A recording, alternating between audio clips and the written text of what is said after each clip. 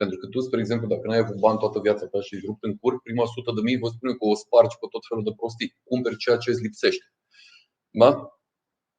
După aia nu mai rămâi fără niciun bani și rămâi infame. Îți spune că următoarea 100.000 o să o apreciezi mult mai mult și probabil o să cheltui 50.000. Și după ce o să cheltui 50.000 și ai rămas 50.000, deci tu ai avut 200.000 în mână și ai rămas 50.000. După ce ai rămas cu 50.000, spune că următoarea 100.000, dacă va apare și aia în viața ta, că Dumnezeu nu dă la toți proștii, îți dă numai palme așa, da, peste ochi.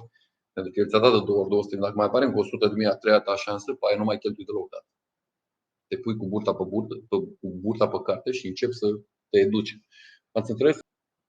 Traderii cei mai buni, în schimb, sunt cei care au pierdut foarte mult la un moment dat. Foarte, foarte mult la un moment dat. Și de ce vă spun lucrul ăsta?